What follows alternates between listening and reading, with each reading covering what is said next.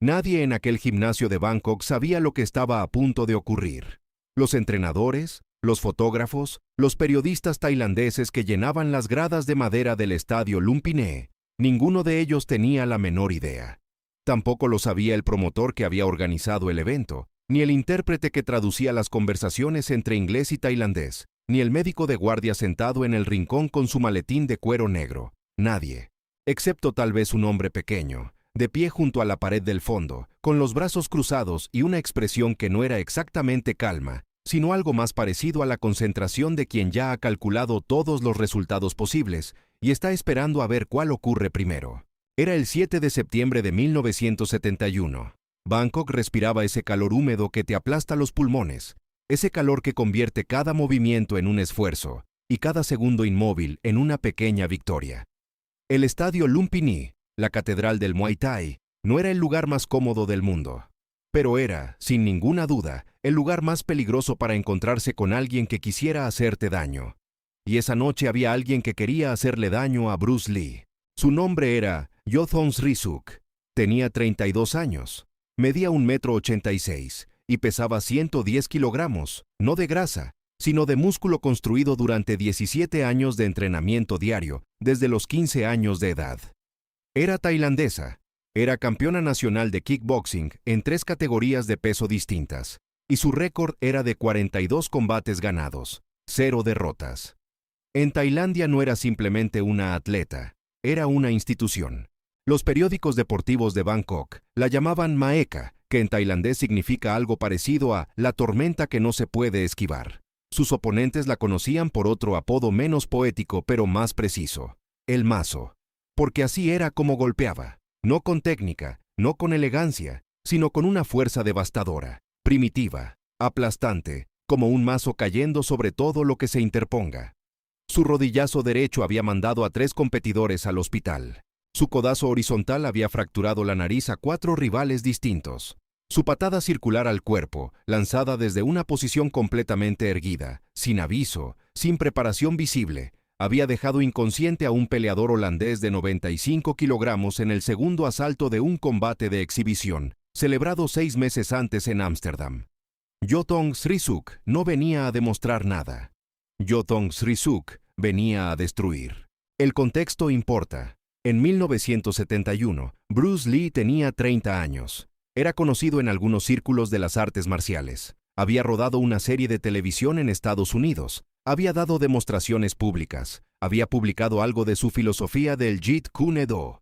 Pero no era la leyenda global que se convertiría 2 años más tarde. En Tailandia, su nombre significaba poco.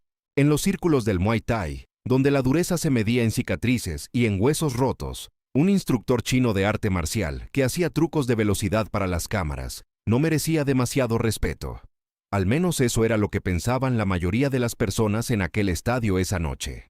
Yothong lo había visto actuar 3 días antes, en una demostración organizada por la embajada americana en un hotel de Bangkok. Había observado el golpe de 1 pulgada, la velocidad de las manos, la precisión de los pies, y había llegado a una conclusión que muchos antes que ella también habían llegado, y de la que casi todos habían tenido que arrepentirse. Había concluido que todo aquello era espectáculo, muy impresionante para el público no iniciado, muy inútil contra alguien de verdad. Al día siguiente, había enviado un mensaje a través del promotor local. El mensaje era breve. Decía que Yothong Srisuk, campeona invicta de kickboxing, invitaba al señor Bruce Lee a una sesión de sparring amistoso en el estadio Lumpinee. El mensaje añadía que sería una oportunidad interesante para que el señor Lee experimentara las técnicas del Muay Thai en condiciones reales. La última frase del mensaje, traducida del tailandés con la máxima fidelidad posible, decía lo siguiente: tal vez aprenda algo que sus trucos de exhibición no pueden enseñarle.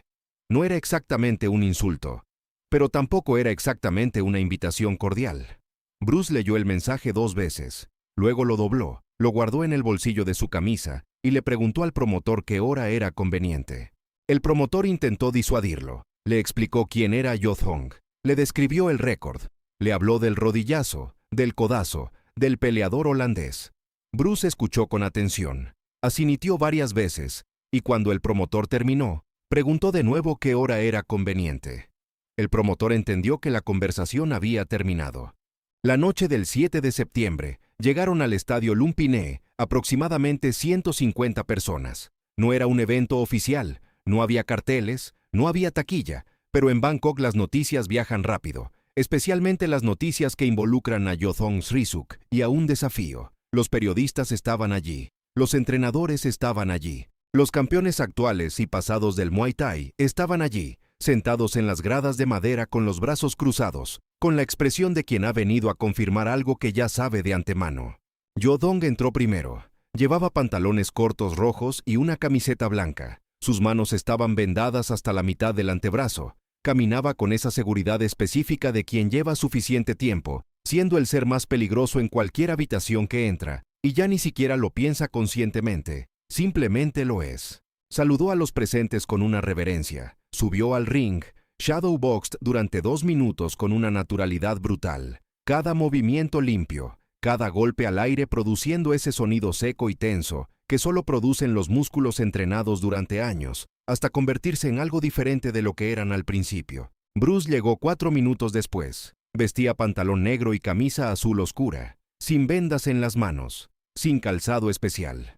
Saludó al promotor, saludó a Yothong con una reverencia perfecta y precisa, y se colocó frente a ella en el centro del ring. La diferencia física era tan evidente que algunas personas en las gradas se rieron, no con crueldad deliberada, sino con la risa involuntaria de quien ve algo que el cerebro registra como incongruente. 1,72 m, 64 kilogramos, frente a 1,86 m, 110 kilogramos. La diferencia de masa era de 46 kilogramos. 46 kilogramos es aproximadamente lo que pesa un niño de 12 años, y en términos de combate es una diferencia que no debería importar, excepto que en la mayoría de los casos del mundo real sí importa, y mucho. Yothong lo miró desde arriba con una expresión genuinamente curiosa, como quien observa un insecto interesante. Le dijo algo en tailandés. El intérprete tradujo. «Puedes retirarte si quieres. No habrá vergüenza». Bruce respondió en inglés. Tranquilo, sin rastro de irritación ni de bravuconería. «Gracias por la consideración. Empecemos cuando quieras». El promotor actuó como árbitro informal. Indicó las reglas. Sparring de control, sin golpes a la cabeza con plena potencia. Protección recíproca. Nadie en las gradas creyó del todo que las reglas durarían mucho si la situación se complicaba. Las reglas del sparring tienen una tendencia conocida a disolverse rápidamente cuando el orgullo entra en juego. Yothong adoptó la guardia del Muay Thai. Alta, compacta, codos adentro, rodillas ligeramente flexionadas. Una guardia diseñada para absorber golpes y para lanzar codos y rodillas desde cualquier distancia. Bruce permaneció relajado. Manos bajas. Peso levemente hacia adelante. Para el ojo no entrenado, parecía que aún no había empezado a tomar en serio la situación. Yothong lanzó el primer golpe. Una patada circular al cuerpo, la misma que había tumbado al holandés de 95 kilogramos. Rápida, potente, ejecutada con toda la mecánica correcta. El tipo de golpe que, si conecta limpiamente, no te da tiempo a procesar el dolor antes de estar en el suelo. No conectó. Bruce no bloqueó. Tampoco esquivó hacia atrás. Hizo algo que nadie en las gradas esperaba. Avanzó. Entró dentro de la trayectoria de la patada en lugar de alejarse de ella. Redujo la distancia a 0 en una fracción de segundo. Y cuando el pie de Yothong llegó al punto donde él había estado un instante antes, ya no había nada que golpear. Su mano izquierda encontró el antebrazo derecho de Yothong, con una suavidad desconcertante, no bloqueando, sino redirigiendo, como quien abre una ventana en lugar de cerrarla contra el viento. Silencio en las gradas. Breve, denso, el silencio de 150 personas procesando al mismo tiempo algo que no habían anticipado. Yothong no era de las que se desconcentran fácilmente. Había pasado 17 años encajando sorpresas en el ring y recomponiéndose de ellas. Replegó el pie, reajustó la distancia, lanzó una combinación. Jab derecho, codazo izquierdo horizontal, rodillazo al centro. 3 golpes en menos de 2 segundos, cada uno conectado al anterior con la fluidez de quien los ha repetido decenas de miles de veces, hasta que el cuerpo los ejecuta solo. Los 3 fallaron. No porque Bruce los bloqueara, porque cada vez que Yothong generaba el impulso necesario para lanzar el golpe, Bruce ya se había movido. No big movements, no saltos dramáticos, pequeños desplazamientos de centímetros, ajustes de ángulo casi imperceptibles. El tipo de movimiento que no se ve hasta que ya ocurrió, y te preguntas cómo alguien puede ser tan preciso con tan poco esfuerzo visible. Era como intentar golpear a alguien que ya sabe exactamente dónde va a caer tu mano antes de que tú mismo lo decidas. Los murmullos en las gradas comenzaron. Los entrenadores se inclinaron hacia adelante. Algunos se frotaron los ojos y miraron de nuevo. Esto no era lo que habían esperado ver. Habían esperado ver a Bruce Lee aguantar estoicamente durante 1 o 2 intercambios antes de ceder a la superioridad física de Yodong. Esto era otra cosa. Esto era algo que pocos de ellos tenían un nombre técnico para describir. Yodong lo tenía, o más bien, su cuerpo lo tenía, aunque su mente tardaría unos minutos más en articularlo. Lo que experimentaba era la sensación, familiar para los peleadores de alto nivel pero nunca bienvenida, de golpear a alguien que no está donde crees que está. No es que se mueva rápido, exactamente. Es que nunca está en el lugar equivocado para él. Cada posición que ocupa es la correcta para él y la incorrecta para ti.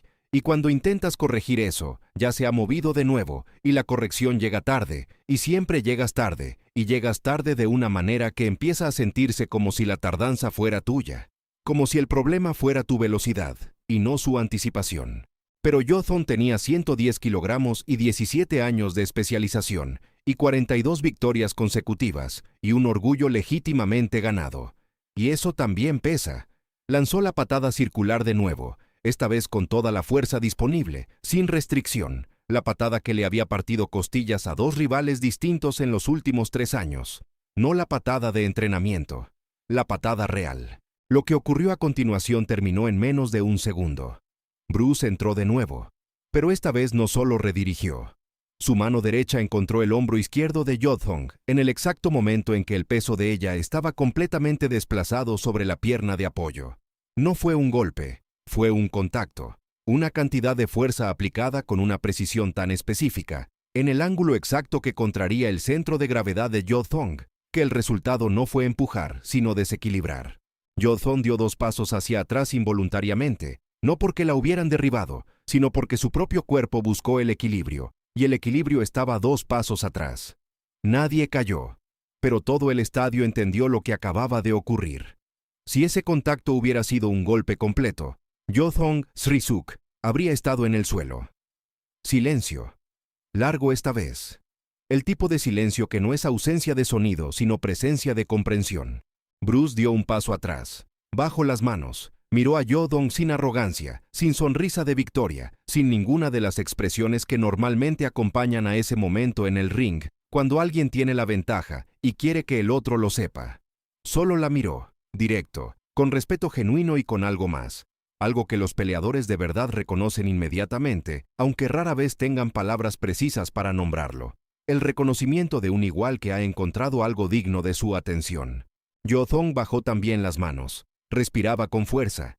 Miró alrededor del ring, miró a la gente en las gradas, miró sus propias manos vendadas, y luego volvió a mirar a Bruce. Le preguntó algo en tailandés. El intérprete tradujo. ¿Por qué entraste cuando debías retroceder? Bruce respondió. Retroceder alarga la distancia. Distancia larga es ventaja tuya. Entrar la elimina.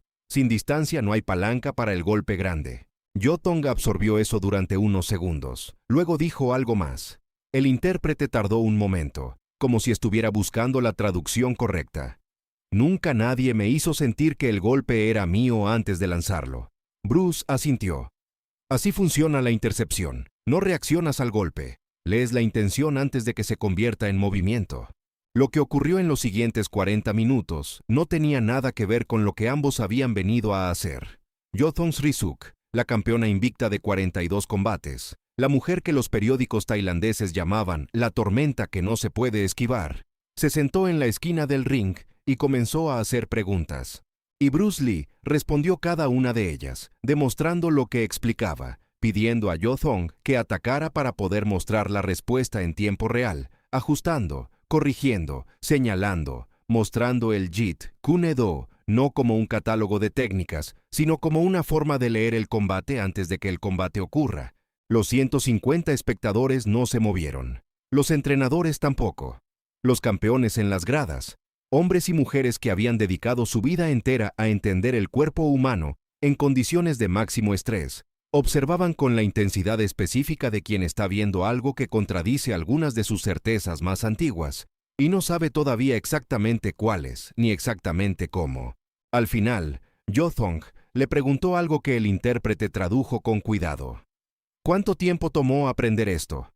Bruce pensó antes de responder. Luego dijo, no lo aprendí, lo descubrí. Y lo que descubrí es que la pregunta no es cuánto puedes golpear. La pregunta es cuánto puedes ver antes de que haya algo que golpear. Yothong estuvo callada durante un momento. Luego dijo, vine aquí a enseñarte algo. Pausa. Me marcho habiendo aprendido algo. Extendió la mano. Bruce la estrechó con las dos manos, el gesto de respeto que en Tailandia tiene un peso específico, que las palabras no alcanzan a traducir completamente. Cuando salieron del estadio, uno de los periodistas tailandeses se acercó al promotor y le preguntó quién era ese hombre. El promotor le explicó. El periodista escribió el nombre en su libreta y subrayó algo debajo. Al día siguiente, el periódico más importante de Bangkok publicó una fotografía del ring vacío y un titular que, traducido, decía algo aproximadamente así: la campeona invicta y el hombre que ella no pudo golpear. 2 días después, Bruce Lee abordó un vuelo de regreso a Hong Kong. En el aeropuerto, Yothong fue a despedirlo. No era un gesto habitual en ella. Los periodistas que estaban allí por otras razones sacaron sus cámaras. Yothong le dijo algo en tailandés y luego esperó al intérprete. El intérprete tradujo: la próxima vez que alguien diga que eres pequeño, lo invitaré a este aeropuerto para que yo le explique lo que significa esa palabra. Bruce sonrió. Era una sonrisa rara en él, amplia, sin calcular. Respondió en inglés: eres demasiado generosa.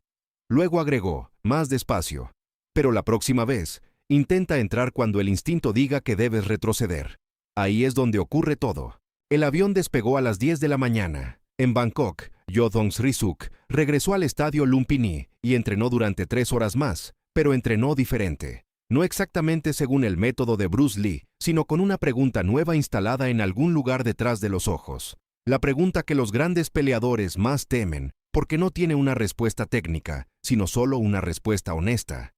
¿Qué estoy viendo realmente cuando creo que veo a alguien menor que yo? El 7 de septiembre de 1971, en el estadio Lumpinee de Bangkok, la kickboxer más devastadora de Asia desafió a un hombre de 64 kilogramos al que consideraba inferior. Lo que ocurrió esa noche no quedó en ningún récord oficial, no apareció en ningún libro de historia del deporte, pero los 150 testigos que estaban allí lo recordaron el resto de sus vidas. Y todos dijeron lo mismo cuando se lo preguntaron años después. No recordaban exactamente qué golpes ocurrieron, no recordaban la secuencia precisa, no recordaban los detalles técnicos, recordaban la sensación de haber visto, por primera y quizás única vez en sus vidas, a alguien que no peleaba contra lo que venía hacia él, sino que ya estaba en el lugar donde lo que venía hacia él no podía llegar. Como si el combate ya hubiera terminado antes de comenzar. Como si Bruce Lee hubiera leído el final en la primera línea y simplemente hubiera esperado con paciencia a que el resto del texto lo alcanzara. Eso es lo que separa la técnica de la comprensión. La técnica te dice qué hacer. La comprensión te dice qué va a ocurrir, y cuando sabes eso, ya no necesitas reaccionar. Solo necesitas estar en el lugar correcto en el momento correcto, y ese lugar, casi siempre, es el que nadie espera que elijas. Si esta historia te hizo cuestionar lo que crees saber sobre el tamaño, sobre el poder y sobre los límites reales de cualquier ventaja visible, entonces aquí estamos para ti. Suscríbete, activa la campana, únete a esta comunidad. Porque la lección más difícil no es cómo golpear más fuerte, es aprender a ver lo que viene antes de que llegue. Nos vemos en el próximo.